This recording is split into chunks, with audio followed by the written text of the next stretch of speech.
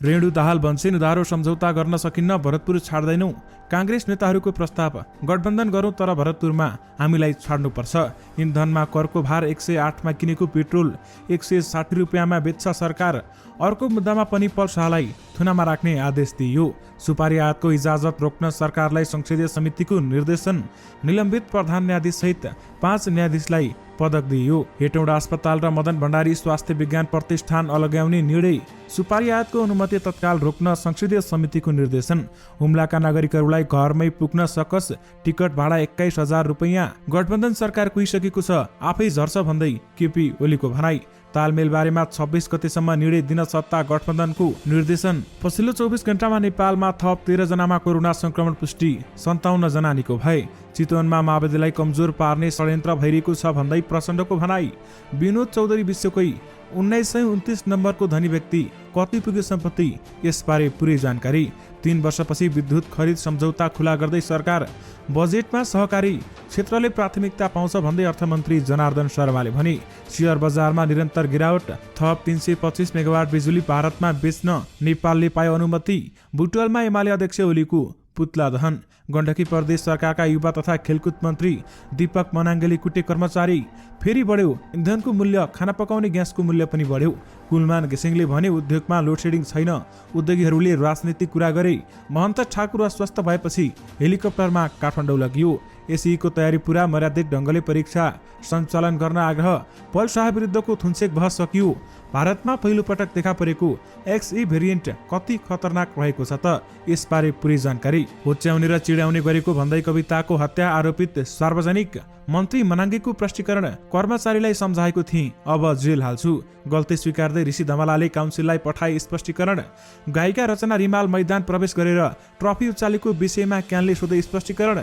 Ticket काटेकी थिए, क्यानले नै VIP बक्समा बोलायो भन्दै रचना रिमालको भनाई। दर्शक महानुभावहरू नमस्कार। स्मार्ट खबरको न्युज बुलेटिनमा यहाँहरूलाई हार्दिक स्वागत छ। म आर्यन उपानी। सदाको चाहिँ आज पनि हामी उपस्थित भइसकेका छौँ आजका महत्त्वपूर्ण समाचारहरू लिएर। हामीलाई अन्तिमसम्म हेर्नुहोला अनि हाम्रो मेहनतका लागि यो भिडियोमा एउटा लाइक अवश्य गर्नुहोला। दर्शक महानुभाव, पल पलको न्युज अपडेटका लागि हाम्रो च्यानललाई सब्सक्राइब गरी नजिकै आउने बेल आइकनलाई क्लिक गर्नुहोला। कहाँबाट हेर्दै हुनुहुन्छ अनि के कस्तो लाग्दैछ आफ्ना कुराहरू तलको कमेन्ट बक्समा कमेन्ट गर्नुहोला। दैनिक रूपमा हेर्नुहुन्छ भने रेगुलर भनेर लेख्नुहोला। आज पहिलोचोटि हो भने फर्स्ट टाइम भनेर लेखिदिनुहोला। दर्शक महानुभाव, देशभित्रबाट हेरिरहनु भएको छ भने आफ्नो गाउँ, ठाउँ, सहर अनि जिल्लाको नाम लेखिदिनुहोला। विदेशबाट हामीलाई हेरिरहनु भएको छ भने कुन देशबाट हेर्नु भएको छ त्यो कुरा पनि तलको कमेन्ट बक्समा कमेन्ट गरिदिनुहोला। आउनुहोस् दर्शक महानुभाव, आजका मुख्य समाचारहरू सुरु गरौँ। आफ्नो गल्ती स्वीकार्दै ऋषि धमलाले काउन्सिललाई पठाएको स्पष्टीकरणको पत्रको प्रसङ्गबाट। प्रधानमन्त्री चढेको जहाजभित्रबाट प्रत्यक्ष प्रसारण गर्ने नाममा हुलुज्जत गरेको आरोप खेपेका पत्रकार ऋषि धमलाले अन्ततः प्रेस काउन्सिलमा स्पष्टीकरण दिएका छन्। काउन्सिलले मंगलबार 24 घण्टाको म्याद दिएर सोधेको स्पष्टीकरणको जवाब धमलाले आज प्रतिनिधि मार्फत पठाएका हुन्। धमलाले घटनाप्रति आत्मलोचना गर्दै आइन्दा यस्तो गतिविधि नगर्ने उनको प्रतिबद्धता जनाएको काउन्सिल स्रोतले जनाएको छ। धमलाले सुरुमा प्राइम टिभीको लेटर हेडमा बिनाको स्पष्टीकरण प्रतिनिधि मार्फत पठाएका थिए, तर काउन्सिलले हस्ताक्षर चाहिने बताएर फिर्ता गरिदिएको थियो। त्यसपछि फेरि हस्ताक्षर सहितको पत्र बुझाएको हो। काउन्सिलका अध्यक्ष बालकृष्ण बस्नेतले धमलाबाट स्पष्टीकरणको जवाफ आएको बताउँदै अब काउन्सिलको आचार संहिता अनुगमन समितिको बैठक बसेर स्पष्टीकरणको अध्ययन गरी आवश्यक निर्णय लिइने समेत जानकारी दिएका छन्। त्रिकोणात्मक T20 क्रिकेट श्रृङ्खलाको फाइनल खेल क्रममा गेट तोडेर दर्शक प्रवेश गरेको विषयमा नेपाल क्रिकेट संघ क्यानले स्पष्टीकरण सोधेको छ। सोमबार कीर्तिपुर स्थित त्रिवी मैदानमा नेपालले दिपेन्द्र सिंह ऐरी र करण केसीले उत्कृष्ट खेलमा प्रदर्शनमा पपुवा न्युगिनीलाई 50 रनले पराजित गर्दै नेपालले उपाधि चुमेको थियो। पुरस्कार वितरण समारोहमा गायिका रचना रिमाल र दर्शक नै मैदान प्रवेश गरी ट्रफी सहित फोटो सामाजिक सञ्जालमा राखिएको भेटेपछि क्यानले स्पष्टीकरण सोधेको हो। नेपाल र पपुवा न्युगिनीबीच 4 ओभरको खेल जारी रहँदा दर्शक गेट तोडेर भित्र प्रवेश गरेका थिए। गायिका रचना रिमाल मैदान प्रवेश गरेर ट्रफी उचालेको विषयमा क्यानले स्पष्टीकरण सोधेको छ। यसबारेमा गायिका रचना रिमालले पनि आफ्नो प्रष्टीकरण दिएकी छिन्। गायिका रचना रिमालको त्रिकोणात्मक T20 श्रृङ्खला अन्तर्गत नेपाल र पपुवा न्युगिनी बीचको फाइनल भिडन्तका दिन आफू टिकट काटेरै कीर्तिपुरको मैदानमा पुगेको बताएकी छन्। यसअघि उक्त सिरिजका सबै खेल फोनबाट हेरे पनि फाइनल म्याच मैदानमै समर्थकसँग बसेर हेर्न आफूले 200 रुपियाँको टिकट काटेर पुगेको पनि उनले बताएकी छन् भने उनले फाइनल खेलमा नेपालको इनिङ समर्थकहरू बीचमा हेरेको बताउँदै दोस्रो इनिङको 5 ओभरपछि क्यानको निम्तिमा भिभिआइपी बक्समा गएको बताएकी छन् र दोस्रो इनिङको 5 ओभरपछि क्यानको निम्तिमा भिभिआइपी बक्समा बसेर अन्तिममा खेल हेरे उनले भनेकी छन्। खेलपछि सबै अतिथिसँगै पुरस्कार वितरण समारोहमा सारिक भएको थिए। त्यसै समय केही खेलाडी र प्रशिक्षकसँग फोटो खिच्ने अवसर प्राप्त गरेको भन्दै उनले बताएकी छन्। उनले क्यानकै निम्तिमा भिभिआइपी बक्स र मैदानमा गए पनि आफूलाई स्पष्टीकरण सोधिन लागेको समाचारले आश्चर्यचकित बनाएको समेत बताएकी छन्। तर केही समाचारहरूमा मलाई क्रिकेट एसोसिएसन अफ नेपाल क्यानले मैदान प्रवेश गरेको बारेमा स्पष्टीकरण सोधेको भन्ने समाचार गलत भएको पनि उनले बताएकी छन्। मलाई प्रष्टीकरण सोधेको छैन भन्दै गायिका रचना रिमालले बताएकी हुन्।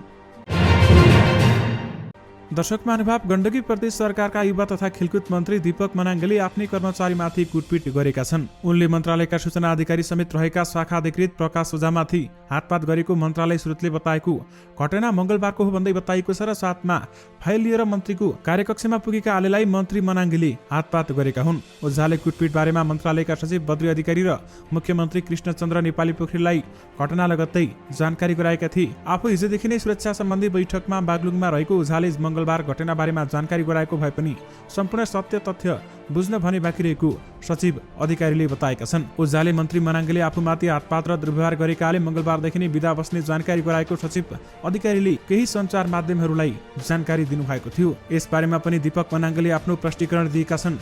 गण्डकीका युवा तथा खेलकुद मन्त्री राजीव गुरुङ यानि कि दीपक मनाङ्गले शाखा अधिकृत प्रकाश ओझालाई सम्झाएको प्रष्टीकरण दिएका छन्। मन्त्रालयका सूचना अधिकारी समेत रहेका ओझालाई दुर्व्यवहार गरेको समाचार सार्वजनिक भएपछि मन्त्री मनाङ्गले उक्त प्रष्टीकरण दिएका हुन्। मैले कुटपिट गरेको होइन, सम्झाएको हुँ उनले भनेका छन्। त्यस्ता कर्मचारीहरूलाई कसले झ्याप्पु हान्छ, मैले त अनि ठुल्ठुला मान्छेलाई हान्छु नि भन्दै उनले बताएका छन्। मन्त्रालयको युवा स्वरोजगार कार्यक्रममा आफूले दिएको सुझाव भन्दा उल्टो लेखेकाले सम्झाउनु परेको समेत बताएका छन् र मेरो मन्त्रालयमा 3 करोड 24 लाखको युवा स्वरोजगारको प्रोजेक्ट आएको थियो, त्यसले 34 करोड लेखेछ उनले भनेका छन्। अर्थ र कानुन मन्त्रालयबाट पास भयो, क्याबिनेटमा लैजाँदा पो थाहा भयो उल्टो लेखेको कुरा भन्दै उहाँले बताउनु भएको छ। त्यसैगरी कर्मचारीलाई सम्झाएको थिए, अब भने जेल हाल्छु भन्दै उनले बताएका छन्। प्रहरीले कविता सुनवारको हत्यामा पक्राउ परेका आरोपितहरूलाई सार्वजनिक गरेको छ। सिक्किम बियुङ घर भई उदयपुर बेलका नगरपालिका 3 किराँत चोक बस्दै आएका 19 वर्षीय विनोद ढकाल र कोशी जनता माध्यमिक विद्यालय रामपुर कक्षा 10 मा अध्ययनरत 17 वर्षीय बालिकालाई पक्राउ गरेको जिल्ला प्रहरी कार्यालय उदयपुरका प्रहरी न्याय परीक्षक वेद प्रसाद गौतमले जानकारी दिएका छन्। उनीहरूमाथि सुनवारको हत्या गरेको आरोप रहेको छ भने मंगलबार बिहान उदयपुर बेलका नगरपालिका 3 डङ्गटोलमा सही स्थान बस्ने 16 वर्षीय कविता सुनवारको शंकास्पद अवस्थामा शव फेला परेको थियो। प्रहरी न्याय परीक्षक गौतमका अनुसार उक्त घटना बारेमा अनुसन्धान गर्दा सानो सानो कुरामा सुनवारले आफूलाई उचाउने र चिडाउने गरेको भन्दै आरोपित बालिकाले ठूलो बुवाका छोरा ढकाललाई सुनाएकी थिइन्। ढकाल 1 वर्षदेखि किराँत चोक स्थित आफ्नै काका जित बहादुर ढकालको घरमा बस्दै आएका थिए। नाबालिकाले र ढकालले मिलेर सुनवारलाई रेसिपीका कारण मार्ने योजना बनाएको समेत गौतमले बताएका छन्। यसै तयारी कक्षाका लागि विद्यालयसँगै जाँदा बाटोमा ढकालले बियरको बोतलले सुनवारमाथि प्रहार गरेका हुन्। फेरि घटना बारेमा अरूले थाहा पाउने डरले उनीहरूले सुनवारमाथि ढुङ्गा प्रहार गरी हत्या गरे।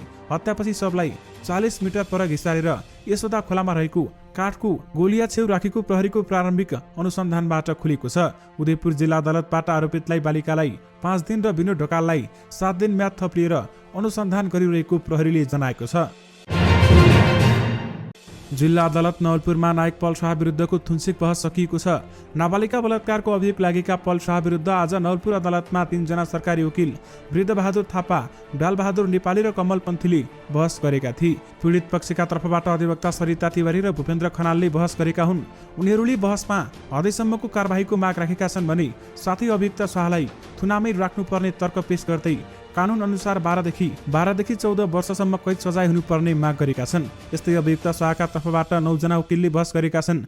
वरिष्ठ अधिवक्ता वेदनाथ खनाल र कमलमन वाग्ले, अधिवक्ताहरू गणेश प्रसाद अधिकारी, भानुभक्त सुवेदी, जनकराज ढुङ्गाना, चित नारायण भूषाल, मिलन ध्वज शाही, माधव घिमिरे र बालकृष्ण गैरीले बहस गरेका थिए। उनीहरूले शाहमाथि झुटो आरोप लगाएको तर्क पेश गरेको अदालतका प्रवक्ता एवं तहसिलदार लालबहादुर छेत्रीले हामीलाई बताउनु भएको छ। अभियुक्त शाहलाई थुनामा राखेर अनुसन्धान अगाडि बढाउने बताइएको छ। जिल्ला प्रहरी कार्यालय तनहुँ हिरासतमा रहेका पल शाहलाई जिल्ला अदालत नवलपुरमा पुर्याएर बयान लिएको थियो। यानि कि पल शाहलाई फेरि पनि थुनामै राख्ने निर्णय भएको छ।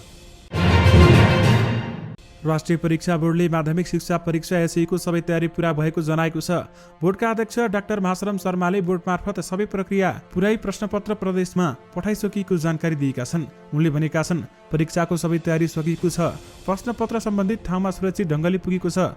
परीक्षा मर्यादित ढङ्गले सञ्चालन गर्न विद्यालय शिक्षक र विद्यार्थीहरूमा उनले आग्रह गरेका छन्। यस वर्षको एसई परीक्षामा आगामी वैशाख 9 गतेदेखि 20 गतेसम्म सञ्चालन हुँदैछ भने उनका अनुसार सबै जिल्लामा 2000 परीक्षा केन्द्र तोकिएको छ। 11,000 भन्दा बढी विद्यालयहरूबाट करिब 5,000 विद्यार्थीले यस वर्षको एसई परीक्षा दिँदैछन् भने यसै वर्षबाट एसई सञ्चालन गर्ने जिम्मा प्रदेश सरकारले समेत पाएको छ। बोर्डका अनुसार प्रदेशले जिम्मा पाए पनि प्रश्नपत्र निर्माण र नतिजा प्रकाशन भने बोर्डबाटै हुनेछ। प्रदेशले उत्तर पुस्तिका प्रशिक्षण टेबुलेसन उत्तर पुस्तिका सपरीक्षण गर्नेछ भन्दै बताएको छ। यानि कि एसई तयारी पूरा भएको छ भने मर्यादित ढङ्गले परीक्षा सञ्चालन गर्न आग्रह गरिएको छ। नेपाल विद्युत प्राधिकरणका कार्यकारी निर्देशक कुलमान घिसिङले उद्योगीहरूले राजनीतिक कुरा गरिरहेको आरोप लगाएका छन्। ऊर्जा मन्त्रालयमा बुधबार आयोजित पत्रकार सम्मेलनमा घिसिङले भारतबाट विद्युत आयातमा उत्पन्न समस्याले केही दिन बिजुली आपूर्तिमा देखिएको समस्यालाई देखाएर उद्योगीहरूले राजनीतिक ढङ्गले प्राधिकरणसँग निशाना साधेको समेत आरोप लगाएका हुन्। निर्देशक घिसिङले निजी क्षेत्रले बिजुली नपाएको भनेर गरिएको प्रचारबाजी पूर्णतया राजनीतिक कुरा मात्रै भएको बताएका छन्। केही दिन परेको सङ्कटलाई देखाएर उद्योगीहरूले आफ्नो विरोध गरेको भन्दै घिसिङले अहिले कुनै पनि उद्योगमा लोडसेडिङ नभएको दावी गरेका छन्। उनले भनेका छन्, अहिले कुनै पनि उद्योगमा लोडसेडिङ छैन। कुनै ठाउँमा कुनै दिन पिक आवर र प्रसारण लाइनमा समस्या हुँदा 1-2 घण्टा बिजुली काटिन्छ, बाँकी कहीँ कतै लोडसेडिङ छैन भन्दै कुलमान घिसिङले बताउनु भएको छ। नेपाल आयल निगमले इन्धनको मूल्य वृद्धि गरेको छ। हिजो राति 12 बजेदेखि लागू हुने गरेर निगमले पेट्रोल, डिजेल र मट्टी तेलको मूल्य प्रति लिटर 5 रुपियाँको दरले बढाएको छ भने यो सँगै अब पेट्रोलको मूल्य प्रति लिटर 160 रुपियाँ पुगेको छ भने डिजेल र मट्टी तेलको मूल्य प्रति लिटर 143 रुपियाँ पुगेको छ। निगमले पेट्रोल, डिजेल र मट्टी तेलसँगै खाना पकाउने ग्यासको मूल्य समेत बढाएको छ।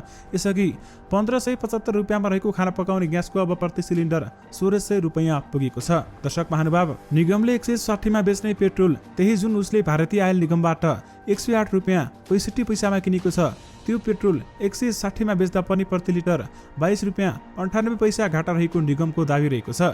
निगमका अनुसार पेट्रोल उपभोक्तासम्म पुर्याउँदा लागत 182 रुपियाँ 98 पैसा पर्छ, जसमा सरकारले लिने 60 रुपियाँ 63 पैसा कर जोडिन्छ भन्दै बताइएको छ। यानि कि इन्धनमा करको भार रहेको बताइएको छ र साथमा 108 मा किनेको पेट्रोलको मूल्य 160 मा सरकारले बेचिरहेको छ। दर्शक महानुभाव, तपाईहरूले यसबारेमा आफ्नो धारणा हामीलाई यो भिडियोको कमेन्ट बक्स मार्फत राख्न सक्नुहुनेछ। दर्शक महानुभाव, स्थानीय तहको निर्वाचन नजिकै गर्दा सत्ता गठबन्धनभित्रको सबैभन्दा पेचिलो विषय बनेको छ भरतपुर महानगरपालिका। 2074 सालको स्थानीय तह निर्वाचनमा काङ्ग्रेसको समर्थनमा माओवादी केन्द्रबाट रेणु दाहालले भरतपुर महानगरपालिकामा जित हासिल गरेकी थिइन् भने माओवादीले यसपालिको निर्वाचनमा पनि दाहाललाई नै मेयरमा दोहोर्याउन चाहेको छ। तर काङ्ग्रेसका नेताहरूको यसबारेमा छुट्टै प्रस्ताव भएको छ। गठबन्धन गरौँ तर भरतपुरमा हामीलाई छाड्नुपर्छ भन्दै काङ्ग्रेस नेताले प्रस्ताव गरेका छन्। यसबारेमा नेकपा माओवादी केन्द्रकी नेत्री रेणु दाहालले बताएकी छन्, चुनावी तालमेल गर्न तयार भएको नेपाली काङ्ग्रेसले भरतपुर महानगरपालिकालाई प्रतिष्ठाको विषय बनाएको छ। भरतपुरको मेयर कुनै हालतमा नछाड्ने चितवन काङ्ग्रेसको अडान रहेको छ भने माओवादी केन्द्र पनि भरतपुरको मेयर छाड्न तयार छैनन्। मेयर रेणु दाहाल भन्छन्, अरूका लागि प्रतिष्ठाको विषय हुन्छ भने हाम्रा लागि झनै हुन्छ नि। हामीले भरतपुरमा काम गरेर देखाएका छौँ, हाम्रो आधार छ, त्यसैले हाम्रो बटम लाइन हो, भरतपुर छाड्दैनौँ भन्दै रेणु दाहालले भनेकी छन्। सरकारले निलम्बित प्रधान न्यायाधीश चुलेन्द्र शमशेर जबरा सहित 5 न्यायाधीशहरूलाई पदक दिने भएको छ। गृह मन्त्रालयले गत असोजमा संविधान दिवसका दिन घोषणा गरिएको पदक 2079 सालको वैशाख संक्रान्तिको अवसर वितरण गर्न लागि छ र पदक पाउनुको विवरण बुधबार सार्वजनिक गरिएको छ। चुलेन्द्र शमशेर जबराले महाउज्जवल राष्ट्रदीप पदक समेत पाएका थिए। त्यो सूचीमा पहिलो प्रतिनिधि सभाको विघटनको मुद्दाको सुनाई गर्ने संवैधानिक इजलासमा रहेका अरू 4 न्यायाधीश समेत रहेका छन्। न्यायाधीश विश्वरम्भ प्रसाद श्रेष्ठ, अनिल कुमार सिन्हा, सपना प्रधान मल्ल र तेजबहादुर केसीले पनि पदक पाएका छन्। नेकपा एमालेका अध्यक्ष केपी शर्मा ओलीले वर्तमान सरकार रहिरहेमा देश बर्बादतिर धकेलिने बताएका छन्। बुधबार नेपाल राष्ट्रिय उद्योग व्यवसाय महासङ्घको दोस्रो राष्ट्रिय महाधिवेशनलाई सम्बोधन गर्दै अध्यक्ष ओलीले अहिले देशमा लगानीको कुनै पनि सम्भावना नरहेको उल्लेख गर्दै वर्तमान सरकार रहिरहेमा देश बर्बादीतिर धकेलिने बताएका हुन्। उनले बैंकहरूसँग पनि लगानीको लागि दिने पैसा नभएकाले देश सङ्कटमा रहेको समेत बताएका छन्। उनले भनेका छन्, खल्तीमा कसैको पैसा हुँदैन, बैंक त्यसैका कारण खोलेका हुन्। कुनै पनि नयाँ उद्योग व्यवसाय सुरु गर्दा बैंकबाट लोन दिनुपर्छ भन्दै भनेका छन् र नयाँ लगानीका लागि कुनै पनि सम्भावना छैन यतिखेर, किनभने बैंकमा पैसा दिन सक्दैन, बैंक पैसा दिन सक्ने अवस्थामा छैन। यो सरकार तुरुन्तै ढलेन भने जति दिन रहन्छ त्यति बढी देशलाई बर्बादीतिर धकेल्छ भन्दै बताइसकेका छन्। विशेष गरी गठबन्धन सरकार कुहिसकेको छ, आफै झर्छ भन्दै केपी ओलीले बताउनु भएको छ। पछिल्लो 24 घण्टामा नेपालमा थप 13 जनामा कोरोना भाइरस कोभिड-19 को संक्रमण पुष्टि भएको छ भने कसैको पनि मृत्यु नभएको बताइएको छ। स्वास्थ्य तथा जनसङ्ख्या मन्त्रालयका अनुसार 3358 जनाको PCR परीक्षण गर्दामा 10 जना र 1449 जनाको एन्टिजन परीक्षण गर्दा 3 जना गरी 13 जनामा कोरोना संक्रमण पुष्टि भएको बताइएको छ। नेकपा माओवादी केन्द्रका अध्यक्ष पुष्पकमल दाहाल प्रचण्डले चितवनमा माओवादीलाई कमजोर पार्ने षड्यन्त्र भइरहेको बताएका छन्। बुधबार चितवनमा आयोजित पार्टी प्रवेश कार्यक्रममा उनले देशभित्रका र बाहिरका पनि केही शक्ति चितवन जिल्लामा माओवादीलाई कमजोर पार्ने षड्यन्त्रमा लागेको समेत उहाँले बताउनु भएको हो। नेपालका एकमात्र अर्बपति विनोद चौधरी विश्वकै 1929औं धनी व्यक्ति बनेका छन्। फोर्ब्सले सार्वजनिक गरेको वर्ल्ड र्याङ्किङ अनुसार चौधरी कुल 1.5 अर्ब डलर सहित सोही स्थानमा रहन सफल भएका हुन् भने उनी सन् 2021 मा 2141औं स्थानमा थिए। एक वर्षको अवधिमा चौधरीको सम्पत्ति समेत 10 करोड डलरले वृद्धि भएको छ। म्यागजिनका अनुसार गत वर्ष उनको सम्पत्ति 1.4 अर्ब डलर रहेको थियो। भारतले थप 325 मेगावाट बिजुलीलाई आफ्नो प्रतिस्पर्धी बजारमा बेच्न नेपाललाई अनुमति दिएको छ। ऊर्जा जलस्रोत तथा सिँचाइ मन्त्री पम्फा भुसालले मन्त्रालयमा बुधबार पत्रकार सम्मेलन गरेर थप 325 मेगावाट बिजुलीलाई भारतले आफ्नो बजारमा बेच्न अनुमति दिएको जानकारी दिएकी हुन्। प्रधानमन्त्री शेरबहादुर देउवाको भारत भ्रमण लगत्तै त्यहाँको ऊर्जा मन्त्रालयले नेपाल विद्युत प्राधिकरण अन्तर्गतका थप 3 र निजी क्षेत्रबाट बनाएको एउटा आयोजनाको बिजुलीलाई त्यहाँको डे अहेड मार्केटमा प्रवेश अनुमति समेत दिएको हो। नेपाल मगर युवा संघको एक समूहले रूपन्देहीको बुटवलमा नेकपा एमालेका अध्यक्ष केपी शर्मा ओलीको पुतला दहन गरेको छ। ओलीले हालै नेपालका प्रथम शहीद लखन थापा मगर नभई उहाँका वीर हुन् भनी अभिव्यक्ति दिएको विरोधमा उक्त समूहले पुतला दहन गरेको हो। पार्टीको कार्यक्रमका लागि रूपन्देहीको भैरहमा रहेका लोकतान्त्रिक समाजवादी पार्टीका अध्यक्ष महन्त ठाकुर अस्वस्थ भएका छन्। अध्यक्ष ठाकुर बिहान 8 बजे अचानक अस्वस्थ भएपछि तत्कालै भैरह स्थित भीम अस्पताल लगिएको थियो। ठाकुरमा न्युमोनिया र अक्सिजन लेभल कम भएको देखिएको डाक्टर सिद्धार्थ पाण्डेले बताएका छन्। अक्सिजन लेभल कम देखिएपछि ठाकुरलाई काठमाडौँ रेफर गरिएको हो भन्दै बताइएको छ। यानि कि महन्त ठाकुर अस्वस्थ भएपछि हेलिकप्टरमा काठमाडौँ लगिएको छ। दर्शक महानुभाव, विश्वका धेरै देशहरूमा फेरि एकपटक कोरोना भाइरसको संक्रमण बढ्दै गएको छ। विशेष गरी चीन र युरोपका धेरै भागमा दैनिक संक्रमण दर उच्च देखिएको छ। स्वास्थ्य विज्ञानहरूका अनुसार यी देशमा धेरैजसो संक्रमण ओमिक्रोनको सब भेरिएन्ट BA2 स्टिल्थ ओमिक्रोनका कारण हुने गरेका छन्, जुन ओमिक्रोनको मूल भेरिएन्ट भन्दा बढी संक्रामक देखिन्छ भन्दै बताइएको छ। दर्शक महानुभाव, प्रारम्भिक अनुसन्धानले हब भेरिएन्ट बढी संक्रामक भएको देखाएको छ, तर वैज्ञानिकहरू दुई भेरिएन्टको संयोजन चिन्ताको विषय नभएको पनि ठान्दछन्।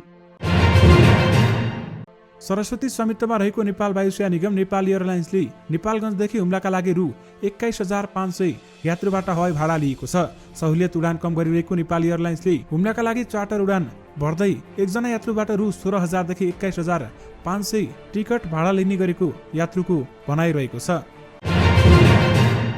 संसदको उद्योग तथा वाणिज्य र श्रम तथा उपभोक्ता हित समितिले सुपारी आयातको इजाजत रोक्न सरकारलाई निर्देशन दिएको छ। बुधबार बसेको समितिको बैठकले सुपारी आयातलाई इजाजत पत्र नदिन उद्योग वाणिज्य तथा आपूर्ति मन्त्रालयलाई निर्देशन दिएको हो। उद्योग र वाणिज्य सचिवको उपस्थितिमा भएको छलफलपछि यस्तो निर्देशन दिएको समितिका सभापति विमल प्रसाद श्रीवास्तवले जानकारी दिनुभएको छ।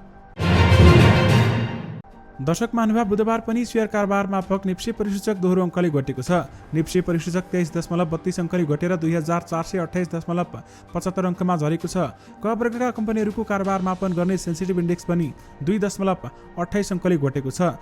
दर्शक महानुभाव, यससँगै तपाईँहरूमा आजका सबै मुख्य समाचारहरू राखिसकेका छौँ। फेरि पनि तपाईँहरूमा नयाँ रिपोर्टहरूको साथमा उपस्थित हुने नै छौँ। अहिलेलाई भने मलाई बिदा दिनुहोस्। नमस्कार।